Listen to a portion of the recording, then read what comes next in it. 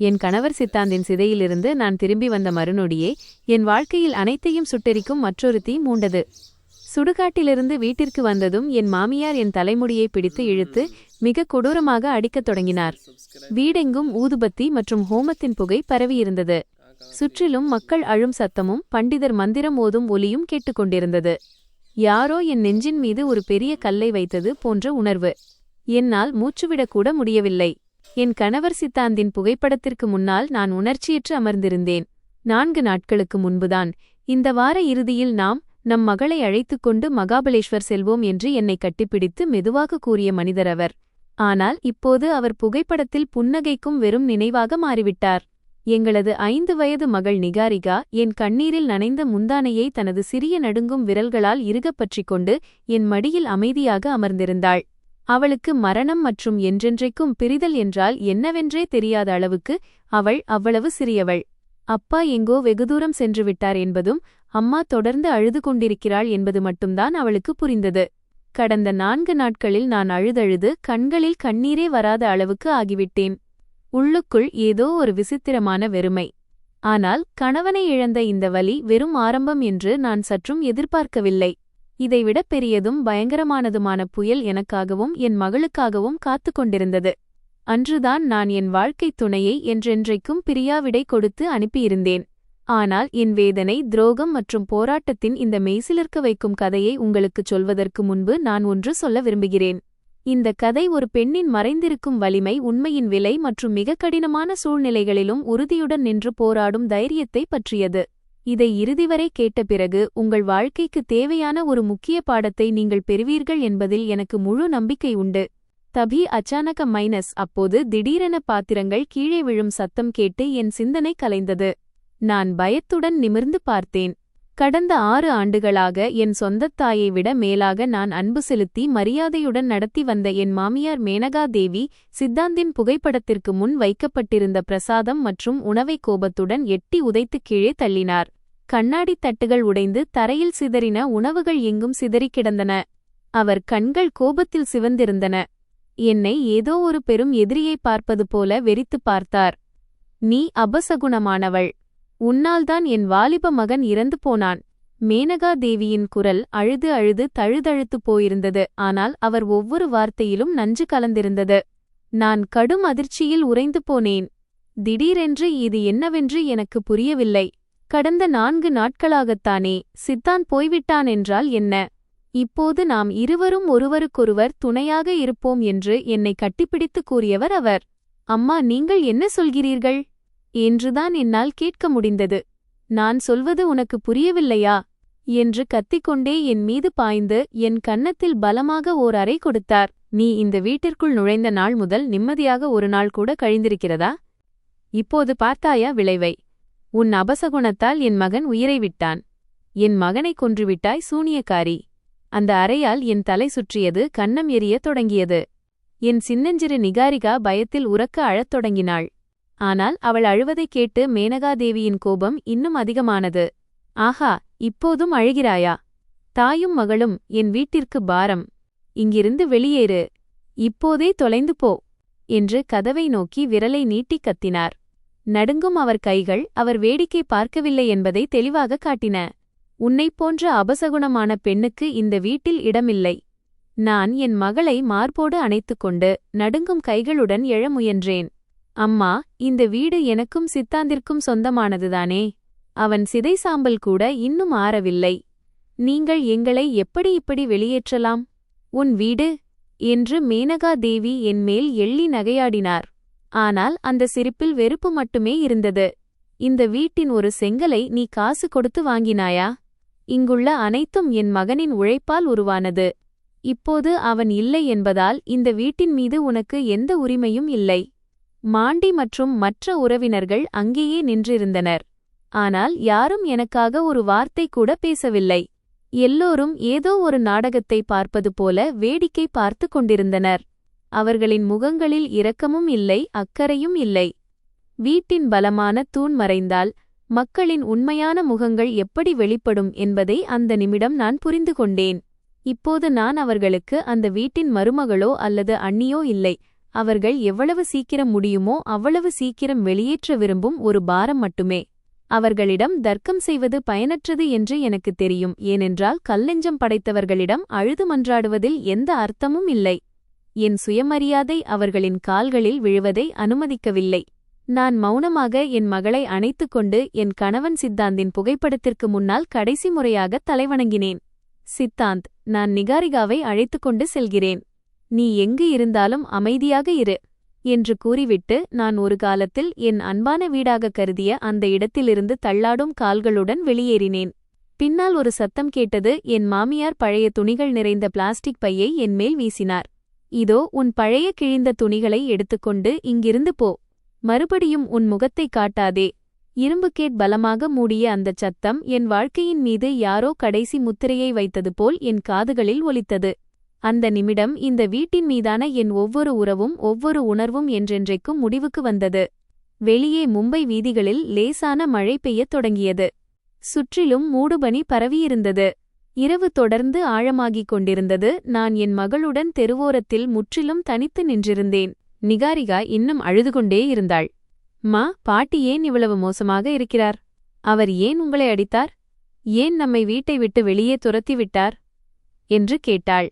நான் அவள் முன் மண்டியிட்டு அவளை மார்போடு அணைத்துக் கொண்டேன். என் கண்ணீரை எப்படியோ அடக்கிக் கொண்டு, ஒன்றுமில்லை மகளே, அப்பா இறந்தது பாட்டிக்கு மிகுந்த துக்கத்தை தந்துள்ளது. அதனால்தான் அவர் கோபமாக இருக்கிறார். இனிமேல் நமது உலகம் நாம் இருவரும் மட்டுமே. பயமாக இல்லையே என்று கேட்டேன். அவள் தன் முகத்தை என் மார்பில் மறைத்துக்கொண்டு மெதுவாக தலையசைத்து, இல்லை, நீங்கள் என்னுடன் இருக்கிறீர்களே அம்மா, பிறகு எனக்கு எதைப் பார்த்தும் பயமில்லை என்று சொன்னாள். என் சிறிய மகளின் இந்த பேச்சைக் கேட்டதும் எனக்குள் மீண்டும் ஒரு தைரியம் பிறந்தது. நான் இப்படி உடைந்து போய்விடக்கூடாது. என் மகளுக்காகவாவது நான் உறுதியாக இருக்க வேண்டும். நான் அந்த வீட்டிற்கு கடைசி முறையாக திரும்ப முடிவெடுத்தேன். யாரிடமும் மன்றாடவோ பிச்சை எடுக்கவோ அல்ல. மேல் அறையில் வைக்கப்பட்டிருந்த எனது முக்கியமான ஆவணங்களையும் நான் சேர்த்து வைத்திருந்த சிறு சேமிப்பையும் எடுக்க நள்ளிரவு வரை காத்திருந்தேன். வீடே ஆழ்ந்த உறக்கத்தில் இருந்தபோது வீட்டின் பின்பக்கச் சுவரை தாண்டி உள்ளே சென்றேன். வீடே நிசப்தமாக இருந்தது. சித்தாந்தின் புகைப்படத்திற்கு முன் வைக்கப்பட்டிருந்த விளக்கு மட்டும் எரிந்து கொண்டிருந்தது. அதன் மெல்லிய ஒளி ஹால் முழுவதும் பரவியிருந்தது. என் இதயம் இவ்வளவு வேகமாகத் துடித்தது. அதன் சத்தம் வீடு முழுவதும் கேட்குமோ என்று பயந்தேன். மெதுவாக படிக்கட்டுகளில் ஏறி என் அறைக்குச் சென்றேன். சித்தாந்த் விட்டுச் சென்றது போலவே எல்லாம் அப்படியே இருந்தது. அவர் பயன்படுத்தும் வாசனை திரவியத்தின் மெல்லிய மணம் இன்னும் அறையில் இருந்தது. ஒரு நிமிடம் பாத்ரூம் கதவு திறந்து அவர் சிரித்துக்கொண்டே வெளியே வருவார் என்று தோன்றியது. நான் விரைவாக பீரோவைத் திறந்து கஷ்டப்பட்டு சேர்த்து வைத்திருந்த என் வங்கிப் புத்தகத்தை எடுத்தேன். அதனுடன் எனக்கும் நிகாரிகாவிற்குமான அனைத்து அடையாள அட்டைகளையும் சில பழைய புகைப்படங்களையும் எடுத்துக்கொண்டேன். அவசரமாக பொருட்களை எடுக்கும்போது என் கை பீரோவின் கீழே இருந்த ஏதோ ஒரு குளிர்ந்த கடினமான பொருளின் மீது பட்டது. அதை குனிந்து வெளியே எடுத்தேன். ஜன்னல் வழியாக வந்த தெருவிளக்கின் ஒளியில் அது பட்டதும் என் மூச்சு நின்றது. அது சித்தாந்தின் மொபைல் போன். அதன் திரை முழுமையாக உடைந்திருந்தது. போன் வளைந்து போயிருந்தது. விபத்தின்போது இப்படி ஆகியிருக்கலாம். விபத்திற்குப் பிறகு போலீஸ் மற்ற பொருட்களுடன் இதையும் குடும்பத்தினரிடம் கொடுத்திருப்பார்கள். ஆனால் அந்த சூழ்நிலையில் யாரும் இதை கவனிக்கவில்லை என்று நினைக்கிறேன். அந்த உடைந்த போனை இரு கைகளாலும் இறுகப் பற்றிக் கொண்டேன். இது என் கணவரின் கடைசி அடையாளம். அதன் உடைந்த திரையில் என் விரல்களை மெதுவாக நகர்த்தினேன். இந்த உடைந்த போனுக்குள் என் முழு வாழ்க்கையையும் மீண்டும் புரட்டிப் போடக்கூடிய ஒரு பயங்கரமான உண்மை ஒளிந்திருக்கிறது என்பது எனக்கு தெரியவே இல்லை.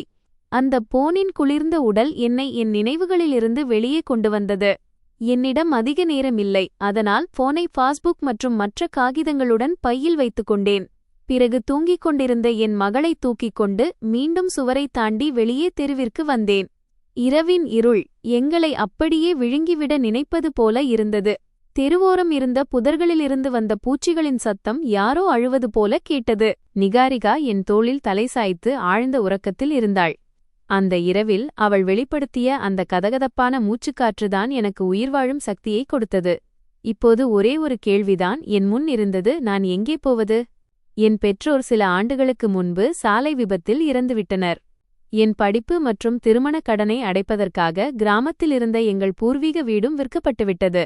நடுநிசியில் நண்பர்களின் வீட்டிற்கு செல்வது சரியாக எனக்கு படவில்லை. நான் யாருக்கும் பாரமாக இருக்க விரும்பவில்லை. அப்போதுதான் எனக்கு என் தூரத்து அத்தை நினைவுக்கு வந்தார். அவர் ஒரு பழைய சோலி சால் வீட்டில் வசித்து வந்தார். நாங்கள் அதிகம் சந்தித்துக் கொள்ள மாட்டோம், ஆனால் இந்த பெரிய நகரத்தில் அவர்தான் என் கடைசி நம்பிக்கை. நான் ஒரு டாக்ஸியை நிறுத்தி டிரைவரிடம் முகவரியை சொன்னேன். டாக்ஸி இரவின் இருளில் முன்னேறிச் சென்றது. பின்னால் அந்த பெரிய பங்களா மறைந்து போனது. என் 6 வருட மணவாழ்க்கை சுடுகாட்டுச் சாம்பலாக மாறிய என் கணவர் மற்றும் இன்று என் முன் அதன் உண்மையான அசுத்தமான முகத்தை வெளிப்படுத்திய அந்த குடும்பம் மைனஸ் அனைத்தும் பின் தங்கிவிட்டன. என் தலையை டாக்ஸியின் குளிர்ந்த ஜன்னலில் சாய்ந்து கொண்டேன். கண்களிலிருந்து மீண்டும் கண்ணீர் பெருகியது. ஆனால் இம்முறை நான் சத்தமில்லாமல் அழுதேன். என் சூடான கண்ணீர் என் கன்னங்கள் வழியாக வழிந்து நிகாரிகாவின் தலைமுடியில் விழுந்தது. என் இயலாமையைக் கண்டு நான் அழுதேன். எங்களுக்காக காத்திருக்கும் அந்த இருண்ட எதிர்காலத்தைக் கண்டு நான் அழுதேன். அத்தையின் அறை மிகவும் சிறியது. அதன் எல்லா பக்கங்களிலும் ஈரப்பதத்தின் துர்நாற்றம் வீசியது. அது ஒரு குறுகிய அசுத்தமான தெருவின் இறுதியில் இருந்தது. அந்த அறையில் எண்ணெய், மசாலா மற்றும் ஈரப்பதம் கலந்த ஒரு விசித்திரமான மணம் இருந்தது. எங்கள் நிலையைக் கண்ட அத்தை ஒரு நீண்ட பெருமூச்சு மட்டுமே விட்டார். மேலே கட்டப்பட்டிருந்த ஒரு சிறிய பரண் மீது எங்களுக்காக ஒரு பழைய பாயை விரித்துவிட்டு, நீங்கள் இருவரும் சில நாட்கள் இங்கே தங்கலாம். எனக்கே நிலைமை சரியாக இல்லை, அதனால் இதற்கு மேல் என்னால் உதவ முடியாது என்றார். நான் தலைவணங்கி அவருக்கு நன்றி சொன்னேன். எனக்கு இதைவிட வேறு எதுவும் தேவைப்படவில்லை. என் மகளின் தலைக்கு மேல் ஒரு கூரை கிடைத்தது. அதுவே எனக்கு மிகப்பெரிய நிம்மதியாக இருந்தது. அந்த அறிமுகமில்லாத இடத்தில் முதல் இரவு மிகவும் சிரமமாக கழிந்தது. அந்த பாய்கல்லில் படுப்பது போல அவ்வளவு கடினமாக இருந்தது. வெளியே தெருவில் நாய்கள் குரைத்துக் கொண்டிருந்தன. பக்கத்து வீட்டில் மக்கள் சண்டையிட்டுக் கொண்டிருந்தனர். தகரக்கூரையின் மேல் எலிகள் ஓடிக்கொண்டிருந்தன. என் கண்களுக்கு தூரம் தூரம் வரை தூக்கமில்லை. நான் மெதுவாக சித்தாந்தி நுடைந்த போனை வெளியே எடுத்து ஜன்னல் வழியாக வந்த அந்த மெல்லிய மஞ்சள் நிற வெளிச்சத்தில் அதை பார்க்கத் தொடங்கினேன். எப்படியாவது அதை ஆன் செய்ய விரும்பினேன். அவருடைய கடைசி புகைப்படத்தை பார்க்க வேண்டும், அவர் அனுப்பிய அன்பான செய்திகளை வாசிக்க வேண்டும் என்று துடித்தேன். ஆனால் திரை முற்றிலும் இருண்டிருந்தது. அதில் எந்த உயிர்ச்சக்தியும் இல்லை. மறுநாள் காலை நிகாரிகாவை அத்தையிடம் விட்டுவிட்டு அந்த போனை எடுத்துக்கொண்டு அருகில் இருந்த ஒவ்வொரு சிறிய மற்றும் பெரிய மொபைல் ரிப்பேர் கடைக்கும் சென்றேன். ஆனால் ஒவ்வொரு இடத்திலும் ஒரே பதில்தான் கிடைத்தது. சகோதரி, இந்த போன் முற்றிலும் முடிந்துவிட்டது. இதனுடைய மதர்போர்டு வளைந்துவிட்டது. திரையின் நிலையும் மிக மோசம். இதை சரிசெய்யும் பணத்திற்கு புதிய போனே வாங்கிவிடலாம். இதை குப்பையில் போட்டுவிடுங்கள். ஒவ்வொரு முறையும் இந்த வார்த்தைகளை கேட்கும்போது யாரோ என் இதயத்தின் மீது மீண்டும் மீண்டும் காயப்படுத்துவது போல இருந்தது. என் கணவரின் கடைசி நினைவுகளை காப்பாற்ற வேண்டும் என்ற நம்பிக்கையும் மெல்ல மெல்ல மங்கிப்போனது. சோர்வடைந்து நான் மீண்டும் அந்த சோலிக்கு திரும்பினேன். அம்மா, நம் புதிய வீடு ஏன் இவ்வளவு சிறியதாக இருக்கிறது என்று நிகாரிகா அப்பாவித்தனமாக கேட்டாள். நான் அறையின் ஒரு மூலையில் அமைதியாக அமர்ந்திருந்தேன். நான் அவளை கட்டிப்பிடித்துக் கொண்டு சிரிக்க முயற்சி செய்தபடி, மகளே, வீடு சிறியதுதான், ஆனால் நாம் இருவரும் இங்கே ஒன்றாக இருக்கிறோம் இல்லையா? அதனால்தான் இதுவே உலகின் மிக அழகான வீடு என்றேன். அந்த சோலியில் எங்கள் வாழ்க்கை மிகவும் கடினமாகிவிட்டது. என்னிடம் மீதமிருந்த சொற்ப பணத்தை சிக்கனமாகச் செலவு செய்து வந்தேன். தினமும் கொஞ்சம் காய்கறிகளும் கொஞ்சம் ரேஷன் பொருட்களும் வாங்கி வருவேன். அதனால் நாங்கள் இருவரும் கிச்சடி செய்து சாப்பிடலாம். இணையத்தில் வேலை தேடத் தொடங்கினேன். என்னிடம் கல்லூரி பட்டம் இருந்தது. ஓரளவு பணி அனுபவமும் இருந்தது. ஆனால் சிறு குழந்தையை வீட்டில் தனியாக விட்டுவிட்டு வேலைக்குச் செல்வது எனக்கு எளிதாக இல்லை. அப்போதுதான் அந்த பகுதியில் பிரதீப் மாமா என்று அழைக்கப்படும் முதியவர் ஒருவர் மொபைல் ரிப்பேர் செய்வதாக கேள்விப்பட்டேன். முற்றிலும் பழுதான போனை மீண்டும் உயிர்ப்பிக்க யாரால் முடியுமோ அது பிரதீப் மாமாவின் கைகளால் மட்டுமே முடியும் என்று மக்கள் பேசிக் கொண்டனர். அந்த இருண்ட மற்றும் நம்பிக்கையற்ற நாட்களில் என் தூக்கத்தையே கெடுத்துவிட்ட ஒரு விசித்திரமான மற்றும் பயங்கரமான விஷயத்தை நான் கவனித்தேன். அந்த சோலி எப்போதும் ஆட்கள் நடமாட்டம் மிகுந்ததாகவே இருக்கும். எப்பொழுதும் யாராவது வந்து கொண்டே இருப்பார்கள். ஆனால் நான் ஒரு மனிதனை பார்த்தால் என் உடல் சிலிர்க்கும். அவனுக்கு சுமார் 40 முதல் 45 வரை வயது இருக்கும். மெலிந்த உடல், மாநிறம் அவனது மிகவும் பயங்கரமான அடையாளம் அவனது இடது கண்ணுக்கு மேல் நெற்றியிலிருந்த நீண்ட ஆழமான தழும்பு. அவன் எங்கள் சோலியில் வசிப்பவன் அல்ல. ஆனால் எனக்கு ஏன் என்று தெரியவில்லை, எல்லா இடங்களிலும் அவனையே நான் பார்த்து கொண்டிருந்தேன். காலையில் நான் நிகாரிகாவை அழைத்துக்கொண்டு பால் வாங்கச் செல்லும்போது அவன் எதிரே இருந்த டீக்கடையில் அமர்ந்து எங்களையே வெறித்துப் பார்த்து கொண்டிருப்பான்.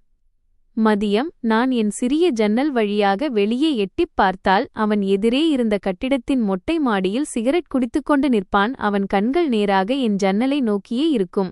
ஆரம்பத்தில் இது என் கற்பனை அல்லது தற்செயலான நிகழ்வு என்று நினைத்தேன். ஆனால் மெல்ல மெல்ல அவன் எல்லா இடங்களிலும் தெரிவது அதிகரித்தது. அவனது வெறித்துப் பார்க்கும் கண்கள் இப்போது இன்னும் அநாகரிகமாகிவிட்டன. அவன் என்னிடம் எதுவும் பேசுவதில்லை, எந்த சைகையும் செய்வதில்லை. ஒரு நிழலைப் போல அமைதியாக என்னையே பார்த்து கொண்டிருப்பான். அந்த அமைதியே என்னை மிகவும் பயமுறுத்தியது. இறுதியில் அந்த மனிதன் யார்? அவனுக்கு என்னிடம் என்ன வேண்டும்?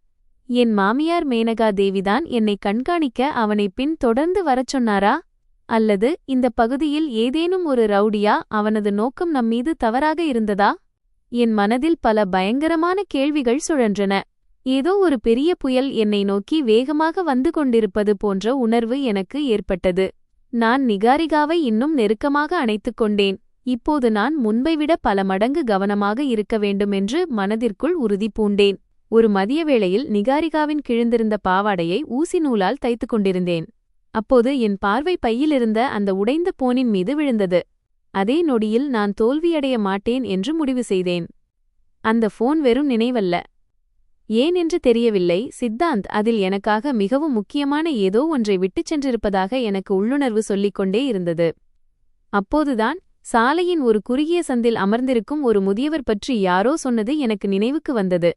முற்றிலும் பழுதான போன்களில் இருந்தும் டேட்டா எடுப்பதில் அவர் பிரபலமானவர்.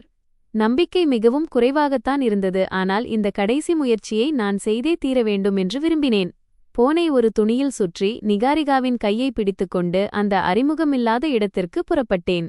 அந்த சோலியின் குறுகிய சந்திலிருந்து வெளியே வந்ததும் மீண்டும் அந்த தழும்புள்ள மனிதனைக் கண்டேன். அவன் தெருமுனையில் ஒரு கம்பத்தில் சாய்ந்து நின்றிருந்தான். என்னை பார்த்ததும் உடனடியாக தன் முகத்தை மறுபக்கம் திருப்பிக் கொண்டு போனை காதில் வைத்துக்கொண்டு யாரிடமோ பேசுவது போல நடித்தான். என் இதயம் ஒரு நிமிடம் நின்று துடித்தது. இப்போது இது தற்செயலான நிகழ்வு அல்ல. அவன் நிஜமாகவே என்னை பின்தொடர்கிறான். ஆனால் ஏன்? என் கணவரின் உடைந்த போனின் மர்மமும் அந்த ஆபத்தான மனிதனின் பின்தொடர்தலும் சேர்ந்து என் வாழ்க்கையின் மிகப்பெரிய பயமாக மாறிவிட்டன. இது எங்கள் வறுமையை விடவும் பயங்கரமாக இருந்தது. யாரோ எப்போதும் என் பின்னால் நிற்பது போன்ற உணர்வு. ஆனால் திரும்பி பார்க்க எனக்கு தைரியம் வரவில்லை. நிகாரிகாவின் கையை இன்னும் பலமாக பற்றிக்கொண்டு அந்த சாலையின் கூட்டத்திற்குள் மறைந்துவிட வேண்டும் என்பதற்காக வேகமாக நடக்கத் தொடங்கினேன். என் பையில் இருந்த உடைந்த போன் இப்போது முன்பை விட கனமாகத் தெரிந்தது. அது வெறும் பழுதான போன் மட்டுமல்ல, என் கடைசி நம்பிக்கை மற்றும் ஒருவேளை ஏதோ ஒரு பெரிய ஆபத்தின் தொடக்கமும் கூட. பிரதீப் மாமாவின் கடையை கண்டுபிடிப்பது ஒரு சிக்கலான பாதையிலிருந்து வெளியே வருவது போல இருந்தது. அந்த சந்து எவ்வளவு குறுகியது என்றால் அங்கு சூரிய வெளிச்சம் கூட சரியாகப் படவில்லை. சுவர்களில் பச்சை நிற பாசி படிந்திருந்தது. எங்கும் ஈரப்பதத்தின் துர்நாற்றம் வீசியது.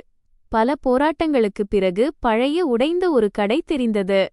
மேலே மரப்பலகையில் மங்கலான எழுத்துக்களில் பிரதீப் மொபைல் ரிப்பேர் என்று எழுதியிருந்தது. ஒரு நீண்ட பெருமூச்சு விட்டு துருப்பிடித்த இரும்புக் கதவை தள்ளி உள்ளே சென்றேன். கடைக்குள் மிகவும் இருட்டாக இருந்தது. பழைய ஒயர்கள், பேட்டரிகள் மற்றும் கெமிக்கல்களின் விசித்திரமான மணம் பரவியிருந்தது. மிகவும் பலவீனமான வெள்ளை முடி கொண்ட முதியவர் ஒருவர் பெரிய பூதக் கண்ணாடிக்குப் பின்னால் கண்களை வைத்துக்கொண்டு சோல்டரிங் அயன் மூலம் ஏதோ ஒன்றை திருத்திக் கொண்டிருந்தார். என் காலடி சத்தம் கேட்டு அவர் தலையை நிமிர்த்தி தடிமனான கண்ணாடிக்குப் பின்னாலிருந்து என்னையும் என் குழந்தையையும் சந்தேகத்துடன் பார்த்தார். "யாரைத் தேடி வந்தாய் மகளே?" என்று அவர் குரலில் ஒருவித நடுக்கம் இருந்தது. நான் நடுங்கும் கைகளுடன் சித்தாந்தின் போனை அவர் முன் வைத்து, "மாமா, முற்றிலும் பழுதான போன்களில் இருந்தும் டேட்டாவை உங்களால் எடுக்க முடியும் என்று கேள்விப்பட்டேன்" என்று கூறினேன். "தயவுசெய்து இதை ஒருமுறை பாருங்கள்" என்றேன். பிரதீப் மாமா போனை கையில் எடுத்தார். அதை எல்லா பக்கமும் உற்று நோக்கினார். அவரது நெற்றியில் கவலைக்கோடுகள் தோன்றின. "மகளே, இது குப்பையாகிவிட்டது. இதில் இப்போது எதுவும் இல்லை. போய் ஒரு புதிய போனை வாங்கிக்கொள்" என்று கூறிவிட்டு போனை மீண்டும் மேஜையில் வைத்துவிட்டு தன் வேலையில் மூழ்கினார். "மாமா, இறைவனுக்காக எனக்கு உதவி செய்யுங்கள்" என்று நான் அழுதபடியே கெஞ்சினேன். "எனக்கு இந்த போனை இயக்க வேண்டியதில்லை. எனக்கு இதனுள் இருக்கும் டேட்டா மட்டும் போதும். இது என் மறைந்த கணவரின் கடைசி அடையாளம். இது மட்டும்தான் என்னிடம் எஞ்சியிருக்கிறது." மறைந்தவர் என்ற வார்த்தையை கேட்டதும் பிரதீப் மாமாவின் கைகள் நின்றன. அவர் மீண்டும் போனை எடுத்து இந்த முறை மிகவும் கவனமாக பார்க்கத் தொடங்கினார். வேலை மிகவும் கடினம் மகளே. இதனுடைய மதர்போர்டு நடுவில் உடைந்திருக்கிறது. மெமரி சிப்பும் எரிந்திருக்க வாய்ப்புள்ளது. இது சரியாவதற்கான நம்பிக்கை 10%த்திற்கும் குறைவு, செலவும் அதிகமாகும். நான் ஒரு நிமிடம் கூட வீணாக்காமல் என் பழைய பையை திறந்தேன். அதில் கஷ்டப்பட்டு சேர்த்த சில பணம் மட்டுமே இருந்தது. நீங்கள் எவ்வளவு பணம் கேட்டாலும் நான் தருகிறேன். இப்போது என்னிடம் 1500 ரூபாய்தான் இருக்கிறது. இன்னும் தேவைப்பட்டால் யாரிடமாவது கடன் வாங்குகிறேன். ஆனால் தயவுசெய்து இதை சரிசெய்து கொடுங்கள். பிரதீப் மாமா என் கையில் இருந்த அந்த சுருங்கிய நோட்டுகளை பார்த்தார். பின் என் பின்னால் பயந்து நின்றிருந்த நிகாரிகாவை பார்த்தார். அவர் ஒரு நீண்ட பெருமூச்சு விட்டார். சரி மகளே, உன் பணத்தை நீயே வைத்துக்கொள். போனை இங்கே விட்டுவிட்டு போ. 4 நாட்கள் கழித்து வா. ஏதாவது செய்ய முடிந்தால் சொல்கிறேன். மாமா, உங்களுக்கு மிக்க நன்றி. இறைவன் உங்களை எப்போதும் மகிழ்ச்சியாக வைத்திருக்கட்டும் என்று நான் மகிழ்ச்சியுடனும் நன்றியுடனும் அவர் முன் தலைவணங்கினேன். இப்போதே நன்றி சொல்லாதே மகளே, நான் முயற்சி செய்வதாகத்தான் வாக்கு கொடுத்திருக்கிறேன் என்று கூறிவிட்டு அவர் மீண்டும் தன் வேலையை தொடங்கினார். அடுத்த 4 நாட்கள் என் வாழ்க்கையின் மிக நீளமான மற்றும் பயங்கரமான நாட்களாக இருந்தன. ஒவ்வொரு நிமிடமும் 1 வருடம் போலத் தோன்றியது. சோலியறையை விட்டு வெளியே வரவும் பயந்தேன். அந்த தழும்புள்ள மனிதன் இப்போது எங்கும் தெரிவதில்லை. ஆனால் அவன் இப்படி திடீரென மறைந்து போனது என்னை இன்னும் பயமுறுத்தியது. அவன் ஏதோ பெரிய சதி செய்கிறானா? நான் போனை ரிப்பேருக்கு கொடுத்தது அவனுக்கு தெரிந்துவிட்டதா? ஒவ்வொரு சிறிய சத்தத்திற்கும் என் இதயம் பயத்தில் துடித்தது. 4வது நாள் மாலை வந்தபோது என் நம்பிக்கையெல்லாம் சிதைந்து போயிருந்தது. அப்போது அந்த பழைய டப்பா போன்ற போன் ஒலித்தது. திரையில் ஒரு அறிமுகமில்லாத எண் மின்னியது. ஹலோ, வந்து உன் பொருளை எடுத்துக்கொள் என்று பிரதீப் மாமாவின் கனமான குரல் கேட்டு அடுத்த நொடியே போன் துண்டிக்கப்பட்டது. நான் ஒரு வினாடி கூட வீணாக்காமல் நிகாரிகாவை தூக்கிக் கொண்டு பைத்தியம் பிடித்தவள் போல சோலியை விட்டு வெளியே ஓடினேன். சாலையில் ஓடும்போது மக்கள் என்னை எப்படி பார்க்கிறார்கள் என்பதை பற்றி எனக்கு கவலையே இல்லை. நான் கடைக்குச் சென்றபோது பிரதீப் மாமா நாற்காலியில் அமர்ந்து பீடி குடித்துக் கொண்டிருந்தார். முன்னிருந்த மேஜையில் சித்தாந்தின் போன் ஒரு வயர் மூலம் கணினியுடன் இணைக்கப்பட்டிருந்தது. மாமா, ஏதாவது கிடைத்ததா என்று மூச்சு வாங்க கேட்டேன். பிரதீப் மாமா பீட்டிப் புகையை வெளியேற்றியபடி, உன் அதிர்ஷ்டம் மகளே, இதன் மெமரி சிப் தப்பித்துவிட்டது என்றார். ஆனால் முழு இயங்குதளமும் ஆபரேட்டிங் சிஸ்டம் அழிந்துவிட்டது. அனைத்தையும் என்னால் திரும்ப கொண்டுவர முடியவில்லை. அனைத்து புகைப்படங்கள், தொடர்புகள் மற்றும் அழைப்பு விவரங்கள் எப்போதும் போல அழிந்துவிட்டன. அவர் கணினியின் பழைய திரையை நோக்கி சுட்டிக்காட்டினார். வெறும் 2 விஷயங்கள் மட்டுமே மிஞ்சியிருந்தன. ஒன்று, மிக மோசமான நிலையில் இருந்த ஒரு குரல் பதிவு, வாய்ஸ் ரெக்கார்டிங், மற்றும் உங்கள் கணவர் நீக்கிவிட்ட சில பயனற்ற ஸ்பேம் மெசேஜ்கள். அவை எப்படியோ குப்பை, ஜங்க் கோப்புரையில் தங்கிவிட்டன. நான் திரையை பார்த்தேன். என் இதயத்தில் நம்பிக்கையும் பயமும் ஒரு சேர இருந்தன. பிரதீப் மாமா அந்த குரல் பதிவை ஒலிக்கச் செய்தார். ஸ்பீக்கரிலிருந்து காதுகளை செவிடாக்கும் அளவுக்கு ஒரு சத்தம் கேட்டது, ஏதோ பழைய ரேடியோ பழுதானது போல. ஆனால் அந்த இரைச்சலுக்கு இடையில் நான் கேட்க ஏங்கிக் கொண்டிருந்த ஒரு குரல் கேட்டது. அது சித்தாந்த். அவர் குரலில் பயம் தெளிவாக தெரிந்தது. அவர் மிக வேகமாக பேசிக் கொண்டிருந்தார். கோடவுன் 19. வெள்ளிக்கிழமைக்கு முன்னால் வேலை முடிக்க. அவ்வளவுதான். பதிவு திடீரென நின்றுவிட்டது. கோடவுன் 19 வெள்ளிக்கிழமை மைனஸ். இந்த வார்த்தைகளின் அர்த்தம் என்ன? பிறகு பிரதீப் மாமா அடுத்த கோப்பை திறந்து கொண்டு, இவை அந்த பயனற்ற மெசேஜ்கள். பெரும்பாலும் லோன் மற்றும் பிட்சா விளம்பரங்கள்தான். அவை எல்லாருடைய போன்களிலும் வரும். ஆனால் அவற்றுக்கு இடையில் ஒரு மெசேஜ் இருந்தது. அதில் ஒரு வார்த்தை கூட இல்லை. எண்களின் மிக நீண்ட வரிசை மட்டுமே இருந்தது. பிரதீப் மாமா கண்ணாடிச் சட்டத்தை சரிசெய்தபடி, நான் இதை சோதித்துப் பார்த்தேன் மகளே. இது சாதாரண எண்கள் அல்ல. இவை ஜிபிஎஸ் ஒருங்கிணைப்புகள். அதாவது ஒரு இடத்தின் மிகச் சரியான இருப்பிடம். இந்த இடம் பிவாண்டி தொழிற்சாலை பகுதிக்கு அருகில் உள்ளது என்றார். அந்த திரையில் மின்னிய எண்களையும் உடைந்த குரல் பதிவுகளையும் பார்த்து நான் உணர்ச்சியற்று உறைந்து போய் நின்றேன். ஒரு மர்மமான கோடவுன் மற்றும் ஒரு ஜிபிஎஸ் இருப்பிடம். இவை இரண்டும் என் எந்த கேள்விக்கும் பதில் தரவில்லை. மாறாக ஆயிரக்கணக்கான புதிய பயங்கரமான கேள்விகளை எழுப்பின. இன்றும் அந்த தருணத்தை நினைக்கும்போது அடர்ந்த இருட்டில் எங்கோ தொலைவில் ஒரு மெல்லிய ஒளி தெரிந்தது போல உணர்கிறேன். அந்த ஒளி மிகவும் மங்கலாக இருந்தாலும் என் கணவரின் மரணம் வெறும் விபத்து அல்ல என்பதை அது உணர்த்தியது. எங்கோ உண்மை புதைந்திருந்தது. அது இப்போது வெளிவரத் துடித்தது. முழு டேட்டாவையும் ஒரு பென்டிரைவ் நகலெடுக்கச் சொன்னேன். அவர்களிடம் கட்டாயப்படுத்தி பணம் கொடுக்க முயன்றேன். ஆனால் அவர் என் கையை தடுத்துவிட்டார். இந்த பணத்தை உன் மகளின் பால் தேவைக்காக வைத்துக்கொள் மகளே. இந்த முதியவன் செய்த ஒரு நல்ல காரியமாக இதை கருதிக்கொள். என் கண்கள் கலங்கின. நான் மனதார அவருக்கு வாழ்த்துக்களை கூறிவிட்டு கடையை விட்டு வெளியே வந்தேன். இப்போது என் உள்ளத்தில் பயம் இல்லை. அதற்கு பதிலாக ஒரு குளிரான ஆபத்தான உறுதி என் மனதில் பிறந்திருந்தது. என் கணவரின் விபத்து தற்செயலானதல்ல. அவர் ஏதோ ஒரு பெரிய ஆபத்தில் சிக்கியிருந்தார். இந்த சிறிய தடயங்கள்தான் என்னை அந்த சிக்கலின் ஆழத்திற்கு அழைத்துச் செல்லப் போகின்றன. அந்த கருப்பு நிற பென்டிரைவ் என் கையில் ஒரு தணலைப் போல தெரிந்தது. நேரடியாகச் சோலிக்க திரும்ப எனக்கு தைரியம் வரவில்லை. அந்த தழும்புள்ள மனிதனை பற்றிய பயம் என் மனதில் இன்னும் இருந்தது. எனவே நிகாரிகாவை தூக்கிக் கொண்டு அருகிலிருந்த ஒரு சிறிய பூங்காவிற்குச் சென்று அங்குள்ள பழைய ஆலமரத்தின் கீழே இருந்த பெஞ்சில் அமர்ந்தேன். நிகாரிகா என் மடியில் தலை சாய்த்து ஆழ்ந்த உறக்கத்தில் இருந்தாள். அவளது அப்பாவி முகம் உலகின் எந்த தீய செயல்களையும் அறியாமல் அமைதியாக இருந்தது. அவள் தலைமுடியில் அன்புடன் வருடியபடி நான் சிந்தனையில் மூழ்கினேன். கோடவன் 19 வெள்ளிக்கிழமை மற்றும் அந்த பிவண்டி இருப்பிடம் இவை அனைத்திற்கும் சித்தாந்தின் மரணத்திற்கும் என்ன தொடர்பு? எல்லாவற்றிற்கும் மேலாக அவர் ஏன் இதையெல்லாம் இவ்வளவு தந்திரமாக தன் போனில் மறைத்து வைத்திருந்தார்? நான் என் பழைய நினைவுகளில் மூழ்கினேன். சித்தாந்த் இறப்பதற்கு சில மாதங்களுக்கு முன்பு நடந்த ஒவ்வொரு சிறிய மற்றும் பெரிய விஷயத்தையும் நினைவுபடுத்த முயன்றேன். இப்போது சந்தேகத்தோடு அந்த விஷயங்களை யோசித்தபோது ஆபத்தின் எச்சரிக்கை மணிகள் அப்போதே ஒலிக்கத் தொடங்கியிருந்தன என்பது தெளிவாக தெரிந்தது. காதலில் நான் தான் கண்கள் குருடாகி இருந்தேன். எதையும் புரிந்து கொள்ளவில்லை. சித்தாந்த் அடிக்கடி இரவில் பால்கனிக்கு சென்று மெதுவாக போனில் பேசுவது நினைவுக்கு வந்தது. கேட்டால் ஆபீஸ் வேலை என்று சொல்லிவிடுவார். ஆனால் அவர் குரலில் எப்போதும் ஒருவித பதற்றமும் கிசுகிசுப்பும் இருக்கும். ஒருமுறை அவர் இல்லை, இது மிகவும் ஆபத்தானது, நாம் வேறு வழியை தேட வேண்டும் என்று கூறுவதை கேட்டுள்ளேன். நான் கேட்டபோது ஷேர் மார்க்கெட்டில் நஷ்டம் என்று பேச்சை மாற்றினார். அதன் பிறகு அவரது பிசினஸ் டூர்களும் திடீரென அதிகரித்தன. ஒருமுறை புனே செல்வதாகச் சொல்வார், இன்னொரு முறை நாசிக் செல்வார். ஆனால் ஒருமுறை புனேவிலிருந்து திரும்பியபோது அவர் உடையில் வாசனை திரவியத்தின் மணமோ அல்லது வேர்வையின் துர்நாற்றமோ இல்லை. மாறாக இயந்திர எண்ணெயும் தொழிற்சாலை தூசியும் கலந்த ஒரு நெடிய மணம் வீசியது. நான் கேட்டதற்கு கிளையண்டின் தொழிற்சாலைக்குச் செல்ல வேண்டியிருந்தது என்று சிரித்துக்கொண்டே சொல்லிவிட்டார். நான் அதை சந்தேகிக்காமல் நம்பிவிட்டேன். அவர் திடீரென வேர்வையில் நனைந்து தூக்கத்திலிருந்து பதறி எழுந்து அமரும் இரவுகளும் எனக்கு நினைவுக்கு வருகின்றன. கெட்ட கனவு என்று சொல்லிவிட்டு ஜன்னலுக்கு வெளியே இருட்டில் ஏதோ ஒன்றை பார்ப்பது போல அவர் கண்கள் நிலைத்திருக்கும். ஏதோ ஒன்று அவருக்காக அங்கே காத்திருப்பது போல இருந்தது. அவர் உடல் எடை வேகமாக குறைந்து வந்தது. அவர் எப்போதும் எரிச்சலுடனேயே காணப்பட்டார்.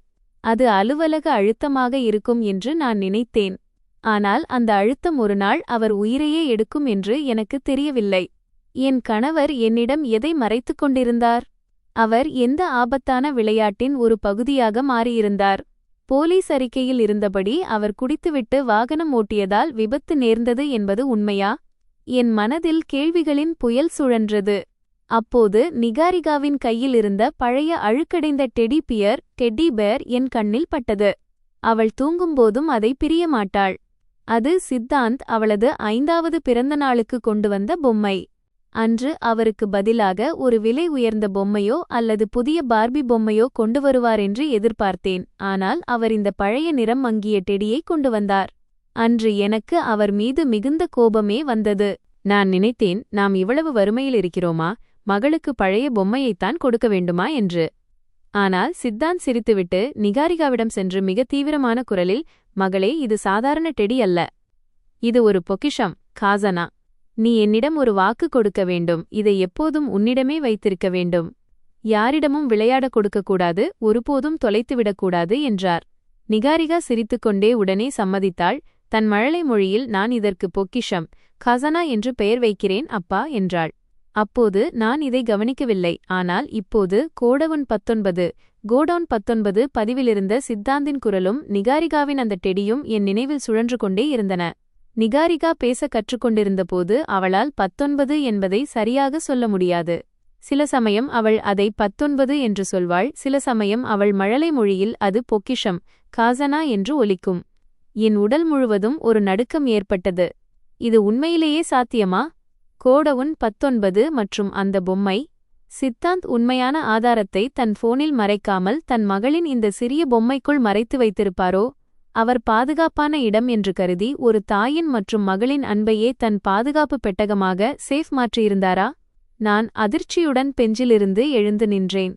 இது கேட்பதற்கு பைத்தியக்காரத்தனமாக தெரிந்தாலும் இதுவே உண்மையாக இருக்கலாம். நான் உடனே வீட்டிற்குச் சென்று இதை சரிபார்க்க வேண்டும். ஆனால் அதே நொடியில் எனக்குள் ஒரு பயம் ஏற்பட்டது. அந்த டெடிக்குள் ஏதேனும் ஆதாரம் இருந்தால் அது என்னவாக இருக்கும்? எதற்காக சித்தாந்தின் உயிரை பறித்தார்கள்? இத்தனை நாட்களாக என்னை பின்தொடர்பவர்களுக்கு இந்த டெடியை பற்றி தெரியுமா? நான் கிட்டத்தட்ட ஓடிக்கொண்டே சோலியை நோக்கிச் சென்றேன். இன்று அந்த வழி மிகவும் நீளமாகவும் பயங்கரமாகவும் தோன்றியது. அந்தச் சோலியின் குறுகிய சந்து எங்களை விழுங்க காத்திருக்கும் ஒரு பசியுள்ள பாம்பின் திறந்த வாய் போல இருந்தது. நான் மூச்சு வாங்க என் அறைக்குச் சென்று உள்ளே நுழைந்ததும் கதவை தாளிட்டேன். கதவு மூடிய அந்த சத்தம் எனக்கு ஒரு சில வினாடிகளுக்கு மட்டுமே நிம்மதியை தந்தது. நிகாரிகா விழித்துக்கொண்டு என்னை திகைப்புடன் பார்த்தாள். நாம் வீட்டிற்கு வந்துவிட்டோமா அம்மா என்று கேட்டாள். ஆம் என் உயிரே, நீ இங்கேயே அமர்ந்திரு. அம்மாவுக்கு ஒரு சின்ன வேலை இருக்கிறது என்று கூறி அவளை பாயில் அமர வைத்தேன். என் பார்வை தலையணைக்கு அருகிலிருந்த அந்த டெடியின் மேல் நிலைத்தது. நான் நடுங்கும் கைகளால் அதை எடுத்தேன். வெளியில் பார்ப்பதற்கு அது ஒரு சாதாரண டெடி போலத்தான் தெரிந்தது. அதை எல்லா பக்கமும் தடவி பார்த்தேன். எங்காவது செயின் அல்லது பொத்தான் இருக்கிறதா என்று பார்த்தேன். ஆனால் எதுவும் கிடைக்கவில்லை. அது எல்லா பக்கமும் நன்றாக தைக்கப்பட்டிருந்தது. என் சந்தேகம் தவறா? பயத்தினால் நான் தேவையில்லாமல் யோசிக்கிறேனா? எனக்குள் ஏமாற்றம் ஏற்பட்டது. அப்போது அந்த டெடியின் இடது பக்க வயிற்று பகுதியில் என் விரல்களுக்கு ஏதோ ஒன்று வித்தியாசமாக தட்டுப்பட்டது. அங்கிருந்த தையல் மற்ற இடங்களை விட சற்று தடிமனாகவும் சொரசொரப்பாகவும் இருந்தது. யாரோ அவசரத்தில் கையால் மீண்டும் தைத்தது போல இருந்தது. என் இதயம் மார்பிலிருந்து வெளியே வருவது போல வேகமாக துடித்தது. நான் உடனே என் பையை திறந்து அதிலிருந்து சிறிய கத்தரிக்கோலை எடுத்தேன். என் கைகள் எவ்வளவு நடுங்கின என்றால் நூலில் கத்தரிக்கோலை விடுவதே கடினமாக இருந்தது. என் மகளின் பொம்மையை கிழிப்பது எனக்கு மிகுந்த வேதனையை தந்தது. ஆனால் எனக்கு வேறு வழியே இல்லை. மெதுவாக அனைத்து தையல்களையும் பிரித்தேன். துணி விலகியதும் உள்ளே வெள்ளை நிற பஞ்சு தெரிந்தது. விரல்களை உள்ளே விட்டு தடவியபோது ஒரு சிறிய பிளாஸ்டிக் பையில் சுற்றப்பட்டிருந்த கடினமான சதுர வடிவிலான பொருள் என் விரல்களில் தட்டியது. மூச்சை அடக்கிக் கொண்டு அதை வெளியே எடுத்தேன். அது கருப்பு நிறத்திலிருந்த ஒரு சிறிய யூஎஸ்பி பென்டிரைவ். என் கட்டை விரல் அளவுதான் இருந்தது. என் மூளை முற்றிலும் செயலிழந்து போய்விட்டது. என் சந்தேகம் உண்மையானது. சித்தாந்த் தனது மிகப்பெரிய ரகசியத்தை இதற்குள்தான் மறைத்து வைத்திருந்தார். மகிழ்ச்சியும் பயமும் ஒரே நேரத்தில் என் உடல் முழுவதும் பரவின. என் கணவரின் மரணத்திற்கான முழு உண்மையையும் வெளிக்கொணரக்கூடிய அந்த பொருள் இப்போது என் கையில் இருந்தது. நான் அந்த பென்டிரைவை உற்று பார்த்து கொண்டிருந்த அந்த நொடி படபடவென கதவை யாரோ உடைக்க முயற்சிப்பது போல பலமாக தட்டினார்கள். நான் கடும் பீதியடைந்து பென்டிரைவையும் கிழிந்த டெடியையும் உடனே தலையணைக்கு அடியில் மறைத்து வைத்தேன். நிகாரிகா பயத்தில் உரக்க அழத் தொடங்கினாள். கதவைத் திற சூனியக்காரி, கதவைத் திற! அந்த குரலை கேட்டதும் என் ரத்தம் உறைந்து போனது. அது மேனகாதேவி. அவர்களுக்கு எப்படித் தெரியும்? இந்த நேரத்தில் அவர்கள் எப்படி இங்கே வந்தார்கள்?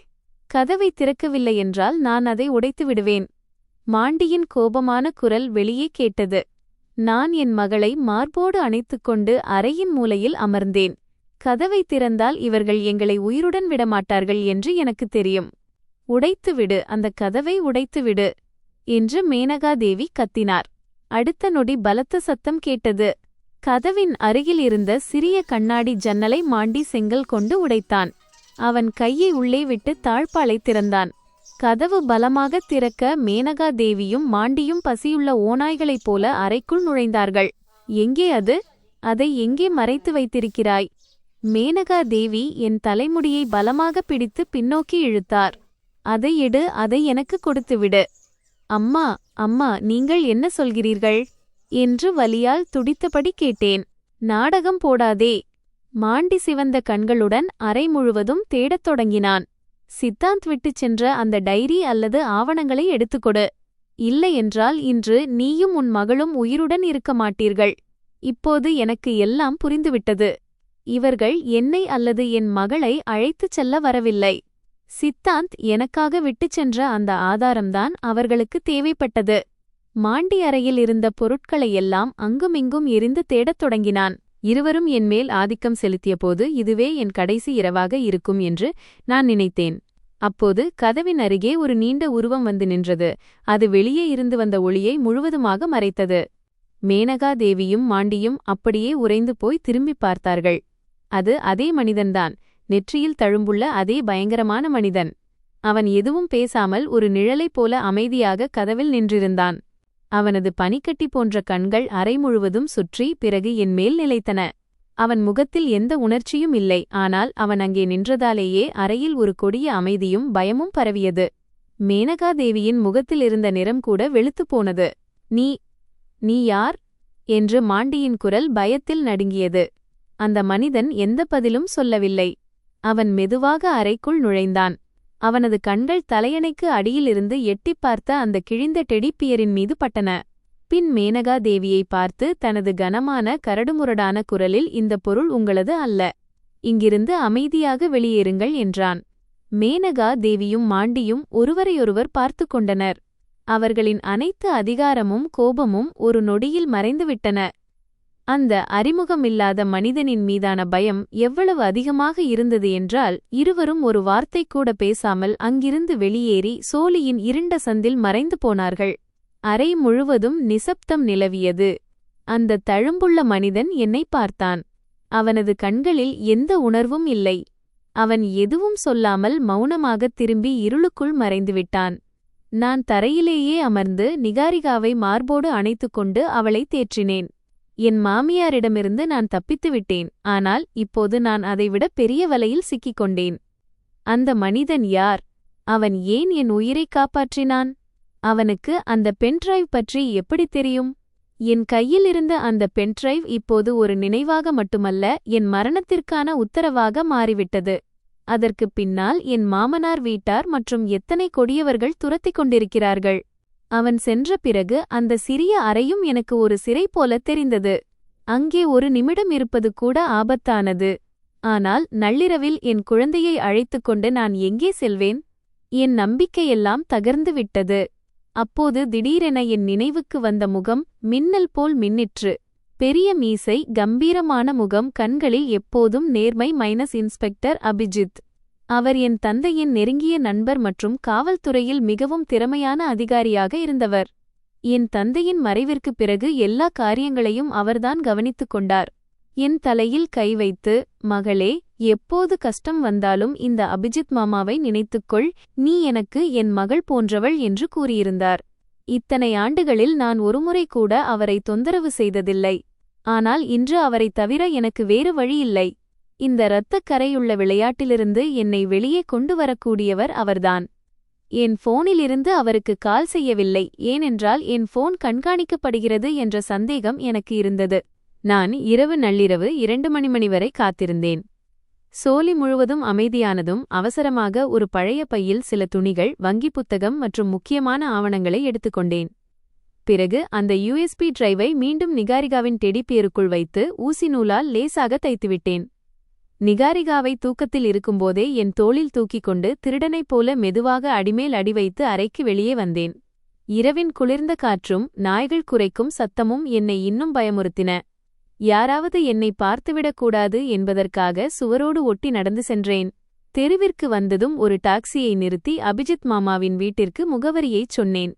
அவர்களின் வீடு நகரின் மறுமுனையில் இருக்கும் போலீஸ் காலனியில் இருந்தது. முழு பயணத்திலும் யாராவது எங்கள் டாக்ஸியை பின்தொடர்கிறார்களா என்று பின்னால் பார்த்துக்கொண்டே இருந்தேன். சிறிது நேரம் கழித்து டாக்ஸி அபிஜித் மாமாவின் வீட்டிற்கு முன் நின்றது. நான் நடுங்கும் கைகளால் கதவை தட்டினேன். சிறிது நேரத்தில் கதவு திறந்தது. முன்னால் அபிஜித் மாமா நின்று கொண்டிருந்தார்.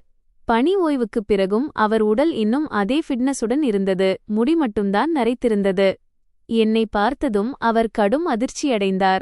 சுதா மகளே, இந்த நேரத்தில் என்று கேட்டு உடனே என்னை உள்ளே அழைத்தார். என் பையை வாங்கி எங்களை உள்ளே அழைத்துச் சென்றார். அவர் மனைவி சுசீலா ஆண்டியும் எழுந்துவிட்டார். நிகாரிகாவை பார்த்ததும் அவர் கண்களில் கண்ணீர் வந்தது. கடவுளே, இந்தச் சிறிய குழந்தைக்கு என்ன நிலைமை என்று அவர் நிகாரிகாவை தூக்கிக் கொண்டு உள்ளே தூங்க வைக்கச் சென்றார். அபிஜித் மாமா எனக்கு ஒரு கிளாஸ் வெந்நீர் கொடுத்தார். அவர் குரலில் ஒரு போலீஸ் அதிகாரியின் கண்டிப்பும் தந்தை போன்ற பாசமும் கலந்திருந்தது. இப்போது அமைதியாக உட்கார்ந்து ஆரம்பத்திலிருந்து கடைசி வரை அனைத்தையும் சொல். எதையும் மறைக்காதே வெந்நீர் குடித்த பிறகு எனக்கு சிறிது தைரியம் வந்தது. பிறகு அழுதபடியே அனைத்தையும் அவரிடம் சொன்னேன்.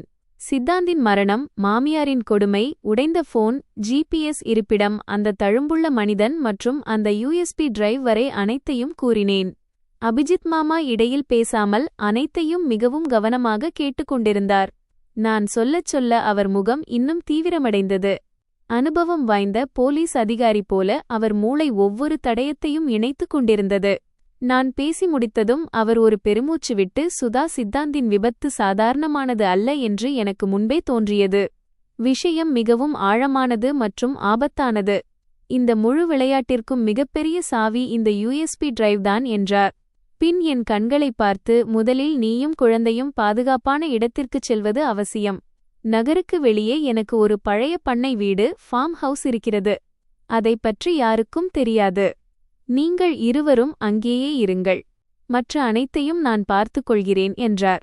அவர் சொன்னதைக் கேட்டதும் என் நெஞ்சில் இருந்த மிகப்பெரிய சுமை இறங்கியது போல இருந்தது. இந்த தற்காப்பு போரில் நான் இனி தனியாக இல்லை என்று முதன்முறையாக உணர்ந்தேன். நாங்கள் அதே இரவில் பண்ணை வீட்டிற்கு புறப்பட்டோம். அவர் கார் எங்களை மும்பையின் நெரிசலிலிருந்து வெகுதூரம் ஆள் அரவமற்ற ஒரு பகுதிக்கு அழைத்துச் சென்றது. அடர்ந்த மரங்களுக்கு இடையில் இருந்த அந்த பண்ணை வீடு அரண்மனை போல இல்லை, ஆனால் எனக்கு அதுவே மிகவும் பாதுகாப்பான இடமாக தெரிந்தது. நீங்கள் இருவரும் இங்கே ஓய்வெடுங்கள். சுசீலா இங்கே ரேஷன் பொருட்களை வைத்துவிட்டாள் என்று அவர் கூறினார். பிறகு அவர் தனது பழைய ஆனால் மிகவும் மேம்பட்ட மற்றும் பாதுகாப்பான லேப்டாப்பை எடுத்து, இப்போது சித்தாந்த் தன் உயிரை கொடுத்து எதை காப்பாற்ற நினைத்தார் என்று பார்க்க வேண்டிய நேரம் வந்துவிட்டது. அந்த யூஎஸ்பியை இணை என்றார். என் கைகள் நடுங்கின. அந்த கருப்பு பென்டிரைவை லேப்டாப்பில் இணைத்தேன்.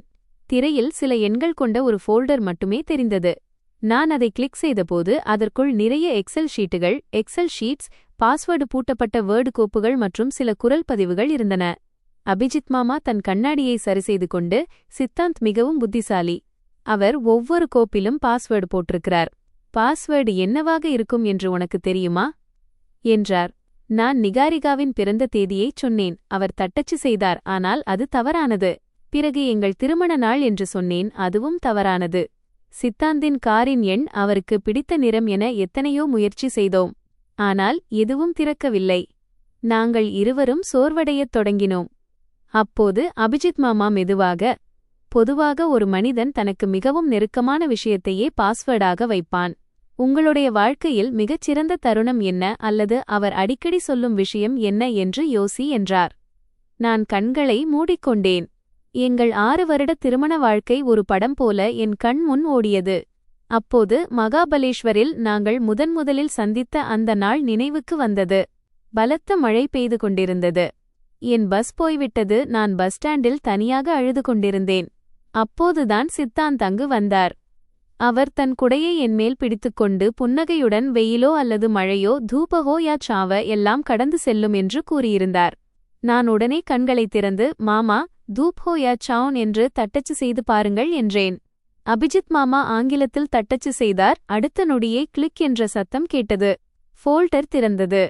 எங்கள் முகத்தில் மகிழ்ச்சி பரவியது. ஆனால் அந்த மகிழ்ச்சி நீண்ட நேரம் நீடிக்கவில்லை. நாங்கள் கோப்புகளை திறக்கத் தொடங்கியதும் காலடியிலிருந்த பூமி நழுவியது போன்ற உணர்வு ஏற்பட்டது. அந்த கோப்புகளில் ஒரு பெரிய மற்றும் ஆபத்தான அண்டர்வேர்ல்ட் சிண்டிகேட் முழு இருண்ட உண்மைகள் இருந்தன. எக்ஸெல் ஷீட்டில் இருந்தது எந்த நிறுவனத்தின் கணக்கு வழக்கும் அல்ல. ஹவாலா மூலம் நடந்த மணி லாண்டரிங், பெரிய அரசியல்வாதிகளுக்கு கொடுக்கப்பட்ட லஞ்சம் மற்றும் ஆயுத கடத்தல் ஆகியவற்றின் முழு கணக்கு அது. அந்த தொகை 50 கோடிக்கும் மேல் இருந்தது.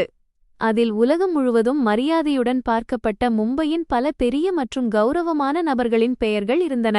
எல்லாவற்றிற்கும் மேலாக 2 பெயர்கள் மின்னின: தனிஷா மல்ஹோத்ரா மற்றும் மல்ஹோத்ரா குழுமம். ஆடியோ கோப்புகளில் சித்தாந்திற்கும் அவரது பாஸிற்கும் இடையே நடந்த உரையாடல் இருந்தது. சித்தாந்தின் நடுங்கும் குரலை நான் கேட்டேன். என்னால் இனி இந்த வேலையைச் செய்ய முடியாது.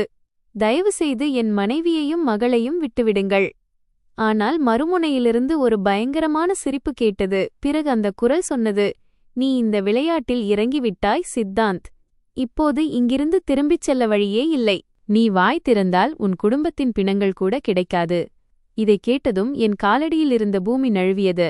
இத்தனை நாட்களாக சித்தாந்த் தனியாக சுமந்த சுமை இதுதானா? அவர் என்னை ஏமாற்றவில்லை, என்னை காப்பாற்றுவதற்காகத்தான் ஒவ்வொரு நாளும் இந்த நரகத்தில் வாழ்ந்திருக்கிறார். ஆனால் அவர் ஏன் இந்த வழியை தேர்ந்தெடுத்தார்? இதற்கான விடை அடுத்த கோப்பில் கிடைத்தது. அதில் சில புகைப்படங்கள் இருந்தன. அந்த புகைப்படங்களில் என் மாமியார் மேனகாதேவி பெரிய சூதாட்ட விடுதிகளில் சூதாடிக் கொண்டிருந்தார். அதனுடன் அவர் கையெழுத்திட்ட சில ஆவணங்களும் இருந்தன. மேனகாதேவி மீது சூதாட்டத்தினால் ரூ.5 கோடி கடன் இருந்தது. அந்த கடன் அதே அண்டர்வேர்ல்ட் சிண்டிகேட்டுடையது. இப்போது முழு உண்மையும் வெளிச்சத்திற்கு வந்தது.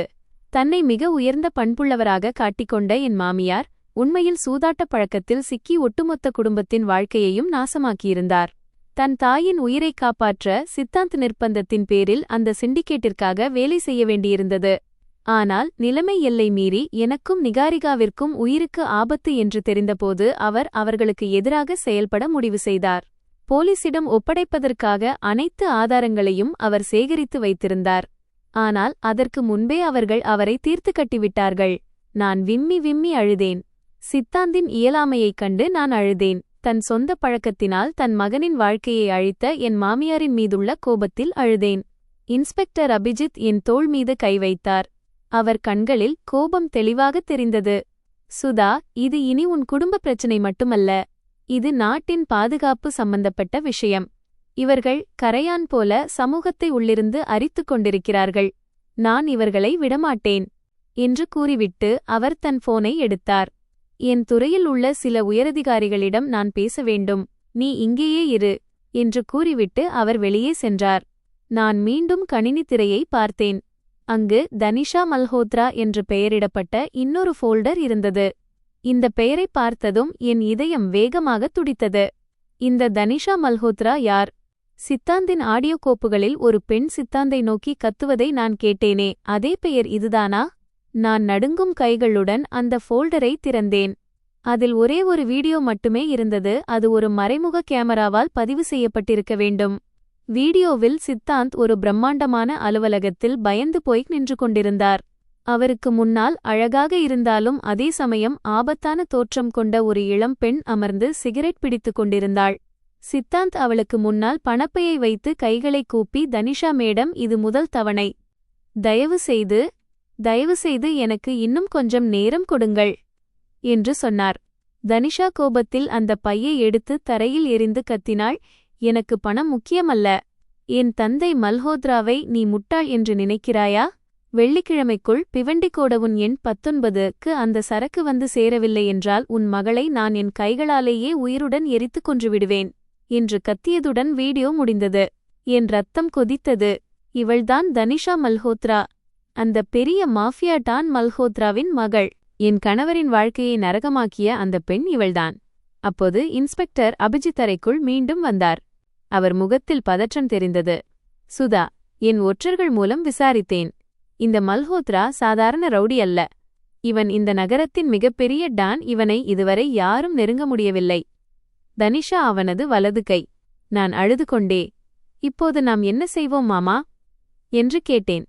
அவர் என்னை பார்த்து, இப்போது நாம் அவர்களுக்காக ஒரு வலையை விரிப்போம். அந்த வலைக்கு இறை நீதான் என்றார். பிறகு தன் முழு திட்டத்தையும் விளக்கினார். சித்தாந்தின் மனைவியிடம் மல்ஹோத்ராவின் அனைத்து ரகசியங்களும் அடங்கிய ஒரு சிவப்பு நிற டைரி இருப்பதாக போலீஸ் மூலம் வதந்தி பரப்புவோம். உண்மையில் அப்படி எந்த டைரியும் இல்லை. ஆனால் அண்டர்வேர்ல்ட் ஆட்கள் டிஜிட்டல் ஆதாரங்களை விட காகிதத்தில் உள்ள ஆதாரங்களையே அதிகம் நம்புவார்கள். அந்த யூஎஸ்பி தவிர எங்களிடம் இன்னும் பெரிய ஆதாரம் இருப்பதாக அவர்கள் நம்புவார்கள். திட்டப்படி என் உயிரை பணயம் வைத்து நான் வெளியே செல்ல ஆரம்பித்தேன். மால்கள் மற்றும் சந்தைகளுக்கு செல்வேன். போலீசார் சாதாரண உடையில் தூரத்திலிருந்து என்னை பாதுகாப்பார்கள். வேண்டுமென்றே கையில் ஒரு காலி சிவப்பு டைரியை வைத்துக்கொண்டு சுற்றினேன். சில நாட்களில் எங்கள் திட்டம் வேலை செய்தது. ஒரு நாள் மாலில் நிகாரிகாவை விளையாட வைத்துக் கொண்டிருந்தபோது தனிஷா வந்து எனக்கு முன்னால் அமர்ந்தாள். அவள் கருப்பு கண்ணாடி அணிந்திருந்தாள். அவள் முகத்தில் விசித்திரமான பயங்கரமான புன்னகை இருந்தது. சுதாஜி, நாம் கொஞ்சம் பேசலாமா என்றாள். நான் நிகாரிகாவை மார்போடு அணைத்துக்கொண்டு, உன்னிடம் எனக்கு எந்த பேச்சும் இல்லை என்றேன். தனிஷா தன் கண்ணாடியை கழற்றிவிட்டு, சித்தாந்தின் அந்த டைரி உன்னிடம் இருப்பதாக எனக்கு தெரியும். என் தந்தை மல்ஹோத்ராவுக்கு அந்த டைரி வேண்டும். அதை என்னிடம் கொடுத்துவிட்டால் உனக்கு கோடிக்கணக்கான ரூபாய் தருகிறேன். உன் மகளுடன் நீ சொகுசாக வாழலாம் என்றாள். நான் அவளையே உற்று பார்த்து கொண்டிருந்தேன். பிறகு, அந்த டைரிக்காக ஏன் இவ்வளவு பைத்தியமாக அலைகிறாய் என்று கேட்டேன். இதை கேட்டதும் தனிஷாவின் முகத்தில் திடீரென வலியும் வெறுப்பும் தோன்றின. அவள் என் பக்கம் குனிந்து மெதுவாக, ஏனென்றால் என் தந்தையை நானும் அழிக்க விரும்புகிறேன் என்றாள். நான் அதிர்ச்சியில் உறைந்து போனேன். ஒரு மகள் ஏன் தன் சொந்தத் தந்தையை அழிக்க விரும்புவாள்? தனிஷா கசப்பான சிரிப்புடன், ஒரு டானின் மகள் என்பதால் நான் மகிழ்ச்சியாக இருக்கிறேன் என்று நினைக்கிறாயா? ஆனால் உண்மை என்னவென்றால் என் தந்தை ஒரு அரக்கன். அவர் என்னை மனிதனாக பார்க்கவில்லை, ஒரு இயந்திரமாக மாற்றிவிட்டார். நான் அவர் செய்யும் அசுத்தமான தொழிலின் வாரிசாக இருக்க வேண்டும் என்று அவர் விரும்புகிறார். என் தந்தை கொன்ற முதல் நபர் சித்தாந்த் அல்ல. நான் இந்தச் சேற்றிலிருந்து வெளியே வர விரும்புகிறேன். அந்த டைரியை என்னிடம் கொடு, நானே அதை போலீசிடம் கொடுத்து என் தந்தையை சிறைக்கு அனுப்புகிறேன் என்றாள்.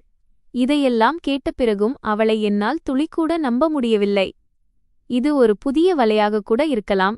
நான் தெளிவாக மறுத்துவிட்டேன். நான் உனக்கு எதையும் தரப்போவதில்லை.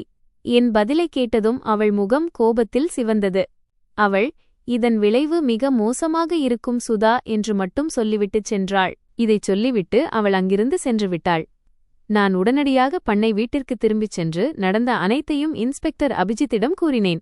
அவர், இது தனிஷாவின் புதிய சூழ்ச்சி.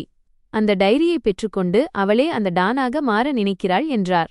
அப்போது இன்ஸ்பெக்டர் அபிஜித்தின் ரகசிய போனுக்கு ஒரு அழைப்பு வந்தது. பேசி முடித்ததும் அவர் முகம் வெளிறிப்போனது. அவர் என்னை பார்த்து, சுதா, உன் மாமியார் மேனகாதேவி இப்போது போலீஸ் ஸ்டேஷனுக்கு வெளியே நின்று அழுது கொண்டிருக்கிறார்.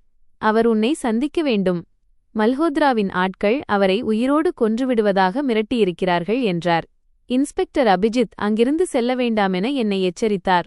ஆனால் மேனகாதேவியிடம் ஏதோ ஒரு பெரிய ஆதாரம் இருப்பதாக என் மனம் சொல்லியது. பலத்த போலீஸ் பாதுகாப்புடன் நகரின் பழைய சிவன் கோவில் ஒன்றில் என் மாமியார் மேனகாதேவியை நான் சந்தித்தேன். அவரை பார்த்ததும் நான் அதிர்ச்சியில் உறைந்து போனேன். அவர் தலைமுடி கலைந்து போயிருந்தது, துணிகள் கிழிந்திருந்தன. அவர் ஒரு பிச்சைக்காரி போல காட்சியளித்தார். என்னை பார்த்ததும் அவர் என் காலடியில் விழுந்து விம்மி விம்மி அழுதார். என்னை மன்னித்துவிடு மகளே, என் பேராசைதான் என் மகன் சித்தாந்தின் உயிரைப் பறித்தது. அவர் அழுது கொண்டே சொன்ன அந்த உண்மை என் காலடியில் இருந்த பூமியை நழுவச் செய்தது. உன் தந்தை போலீசில் இருந்தபோது பல ஆண்டுகளுக்கு முன்பு மல்ஹோத்ராவின் பல கோடி ரூபாய் மதிப்பிலான பொருட்களை பறிமுதல் செய்தார். அதற்கு பழிவாங்கவே அவன் வேண்டுமென்றே எனக்கு சூதாட்ட பழக்கத்தை ஏற்படுத்தினான். சித்தாந்த் வெறும் பகடைக்காயாக மாறிப்போனான். அவர் சொன்னதை என்னால் நம்பவே முடியவில்லை. மேனகாதேவி தனது கிழிந்த துணிகளுக்குள்ளிருந்து துருப்பிடித்த ஒரு சிறிய சாவியை எடுத்தார். சித்தாந்த் இறப்பதற்கு முன் இந்த சாவியை என்னிடம் கொடுத்து இதில் அனைத்து உண்மையான ஆதாரங்களும் இருப்பதாக சொன்னான். ஆனால் நான் பயந்து போய் அவனை துரத்திவிட்டேன். இது 19 எண் கொண்ட ஒரு வங்கி லாக்கரின் சாவி. அப்போது இன்ஸ்பெக்டர் அபிஜித் ஓடி வந்தார். சுதா, நாம் உடனடியாக இங்கிருந்து கிளம்ப வேண்டும். மல்ஹோத்ராவின் ஆட்கள் கோவிலை நோக்கி வந்து கொண்டிருக்கிறார்கள். நாங்கள் அங்கிருந்து விரைந்து சென்றோம். இப்போது அந்த சாவியும் போன் இருப்பிடமும் மெல்ல மெல்ல புரியத் தொடங்கின. நாங்கள் நேரடியாக அந்த வங்கிக்குச் சென்று லாக்கர் எண் 19 ஐத் திறந்தோம். ஆனால் உள்ளே பணம் அல்லது கோப்புகள் இல்லை. அங்கே நிகாரிகாவிடம் இருந்தது போன்ற அதே மஞ்சள் நிற டெடிபியர் மட்டுமே இருந்தது. நான் தாமதிக்காமல் அதை கிழித்தேன். ஆனால் உள்ளே ஒன்றுமில்லை, பஞ்சு மட்டுமே இருந்தது. இன்ஸ்பெக்டர் அபிஜித் தன் தலையில் கை வைத்துக் கொண்டார். இது முழுமையாக காலியாக இருக்கிறதே. அப்போதுதான் என் மூளையில் ஒரு மின்னல் வெட்டியது. சித்தாந்த் என்னை அல்ல, தன் எதிரிகளைத்தான் முட்டாளாக்கியிருந்தார். வங்கியிலிருந்த அந்த டெடிபியர் அனைவரின் கவனத்தையும் திசை திருப்பவே வைக்கப்பட்டது. உண்மையான டைரி. நான் உடனடியாக நிகாரிகாவின் கையில் இருந்த டெடியை பிடுங்கி அதை நடுவில் கிழித்தேன். பஞ்சின் நடுவே கருப்பு நிறத்திலான உண்மையான தோல் டைரி மறைத்து வைக்கப்பட்டிருந்தது. சித்தாந்த் அந்த யூஎஸ்பி டிரைவையும் டைரியையும் தன் மகளின் பொம்மைக்குள்ளேயே மறைத்து வைத்திருந்தார். அந்த டைரியில் மல்ஹோத்ராவின் ஒவ்வொரு கொலை, ஒவ்வொரு ஒப்பந்தம் மற்றும் ஒவ்வொரு குற்றத்தின் முழு விவரங்களும் கையால் எழுதி வைக்கப்பட்டிருந்தன. அவனை தூக்கிலிடும் அளவுக்கு எங்களிடம் முழு ஆதாரமும் இருந்தது. நாங்கள் கடைசி நகர்வை செய்தோம். தனிஷா மல்ஹோத்ராவிடம் அந்த டைரி என்னிடம் இருப்பதாகவும் இரவு காலை 10 மணிக்கு பிவண்டியின் அதே கோடவுன் எண் 19 வந்து பெற்றுக்கொள்ளுமாறும் செய்தி அனுப்பினேன். இரவு நேரம் அந்த பாழடைந்த கோடவுனில் பயங்கரமான அமைதி நிலவியது. நான் ஒரு காலியான பையை எடுத்துக்கொண்டு அங்கே நின்றேன். இன்ஸ்பெக்டர் அபிஜித்தும் ஆயுதம் ஏந்திய போலீசாரும் இருளில் மறைந்திருந்தனர். அப்போது ஒரு சிவப்பு நிற சொகுசு கார் மின்னல் வேகத்தில் வந்து நின்றது. தனிஷா மல்ஹோத்ரா கீழே இறங்கினாள். அவள் முகத்தில் கோபம் தெரிந்தது, கையில் ரிவால்வர் இருந்தது. அந்த டைரியை எடு, என்னிடம் கொடு என்று துப்பாக்கியை எனக்கு நேராக நீட்டினாள். நான் பையை அவளிடம் நீட்டிய அந்த நொடி திடீரென அந்த இடம் முழுவதும் போலீஸ் ஃப்ளட்லைட்கள் எரியத் தொடங்கின. லவுட் ஸ்பீக்கரில் குரல் கேட்டது, ஆயுதங்களை கீழே போடு, நீ சுற்றி வளைக்கப்பட்டு விட்டாய். தனிஷாவின் முகம் வெளிரிப்போனது. ஆனால் போலீஸ் அவளை பிடிப்பதற்குள் ஒரு பயங்கரமான காட்சி அரங்கேறியது. கோடவுனின் சுவரை உடைத்துக்கொண்டு ஒரு கருப்பு எஸ்யூவி உள்ளே புகுந்தது. அதிலிருந்து அந்த தழும்புள்ள மனிதனும் அவனது ஆட்களும் இறங்கி வந்தனர். வந்த வேகத்தில் கண்மூடித்தனமாக சுடத் தொடங்கினர். போலீசாரும் மல்ஹோத்ராவின் ஆட்களும் மோதிக்கொண்டனர். வெடிமருந்தின் நெடியும் துப்பாக்கிச் சத்தமும் கோடவுனையே அதிரச் செய்தது. அப்போதுதான் கவனித்தேன், அந்த தழும்புள்ள மனிதன் தனிஷாவை காப்பாற்ற வரவில்லை.